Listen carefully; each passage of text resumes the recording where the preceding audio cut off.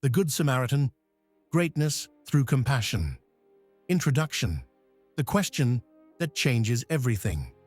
Every great story starts with a question. And in Luke 10:25, we find one of the most important questions ever asked. A man stands up in front of Jesus and says, "Teacher, what must I do to inherit eternal life?" That's the big question, isn't it? It's the question of meaning. It's the question of purpose. It's the question we all ask in one way or another. How do I live a life that matters?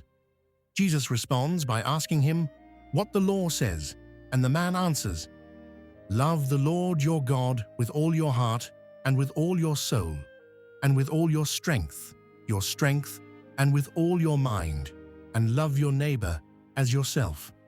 Jesus nods and says, "You have answered correctly. Do this, and you will live." But then, the man asks a second question, and this is the question that unlocks everything. He says, "And who is my neighbor?" That's the moment Jesus tells the story of the Good Samaritan.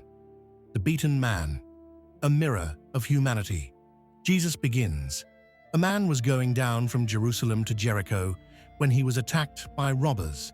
They stripped him of his clothes, beat him, and went away, leaving him half dead. Luke 10:30. This isn't just a story about one man. This is a mirror of the human condition. All of us, at some point, find ourselves beaten down by life, by circumstances, by heartbreak, by disappointment. Think about it. Haven't you been there? Haven't you had moments where you felt stripped of your dignity, left wounded, wondering if anyone cared? And maybe more importantly, haven't you seen others there? People in your workplace, people in your family, people in your city, not always bleeding on the outside, but wounded on the inside. The question is, what do we do when we see them? The priest and the Levite, the tragedy of indifference.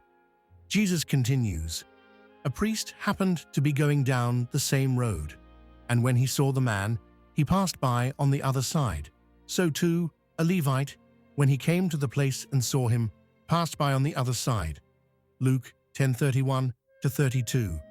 Two religious men, men with titles, men with influence, men who should have been the first to stop. And yet, they walked away. Why? Maybe they were too busy. Maybe they didn't want to get dirty.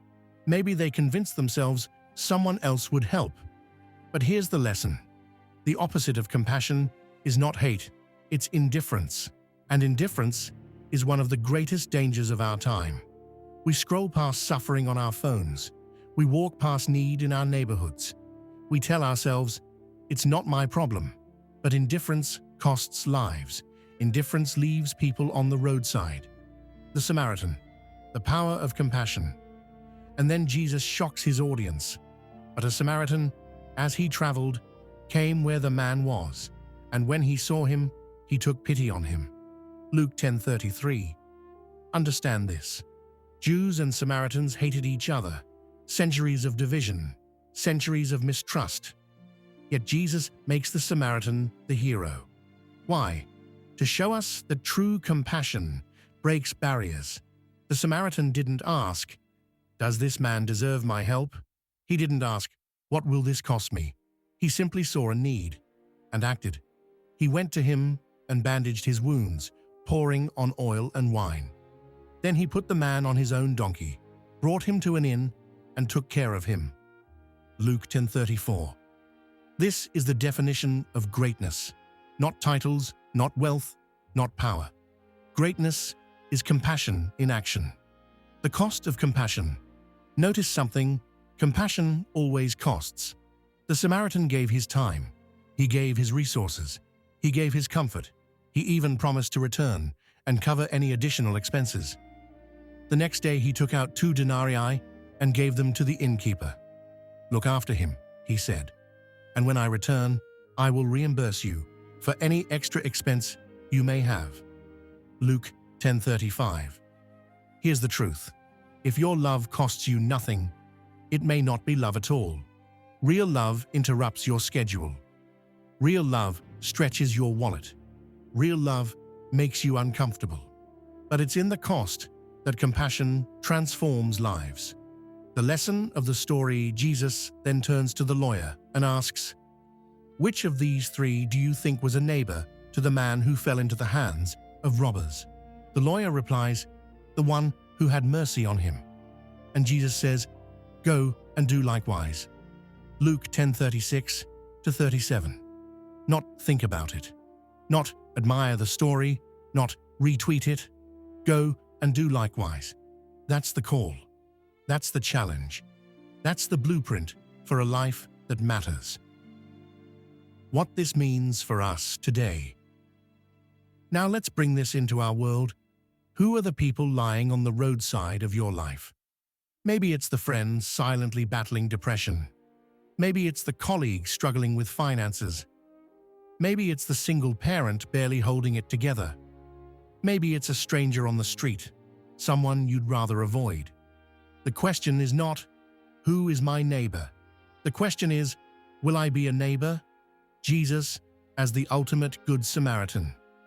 And here's the deeper truth. This story isn't just about us being good Samaritans, it's about Jesus being the ultimate one. We were the ones beaten and broken by sin. We were the ones lying helpless on the roadside of life. Religion couldn't save us. Rules couldn't save us. But Jesus came. He came to where we were. He healed our wounds. He carried us when we couldn't walk. He paid the price we could never afford.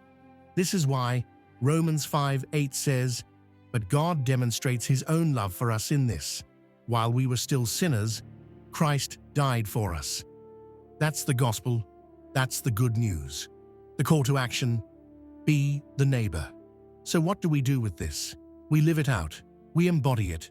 We make compassion our daily mission. When you see someone hurting, stop. When you see someone in need, help. When you see someone overlooked, lift them up. Because as Galatians 6:2 reminds us, carry each other's burdens, and in this way you will fulfill the law of Christ. 5 practical ways to live like a good Samaritan. Let me give you 5 practical takeaways you can apply this week. 6. Pay attention. Compassion starts with awareness. Don't rush through life blind to the needs around you. 7. Cross the road. The priest and Levite avoided the man by walking on the other side. The Samaritan crossed over. Be willing to step out of your comfort zone. 8. Use what you have. The Samaritan used oil, wine, a donkey, and his money. You don't need everything. You just need to use what you've got. 9. Invest long-term. Compassion isn't a quick fix. The Samaritan promised to come back. Who can you commit to walking alongside, not just helping once? 10. Reflect Jesus. Remember, when you show compassion, you reflect the heart of Christ Himself. Conclusion: the true measure of greatness. Let's bring it all together. The world tells us greatness is found in success, in money, in status, in power. But Jesus flips the script. He says, greatness is found in compassion. True strength is using what you have to lift others. As Matthew 5:7 declares, "Blessed are the merciful, for they will be shown mercy." So here's the challenge. Don't just listen to the story of the Good Samaritan. Don't just admire it. Live it. Be it. Go and do likewise. Because when you do, your life will matter. Not because of your title, not because of your wealth, not because of your fame, but because you stopped for someone in need, because you showed mercy, because you lived with compassion. And in the end, that's the kind of greatness that changes the world. Please like and subscribe to this channel for motivational stories from the Bible.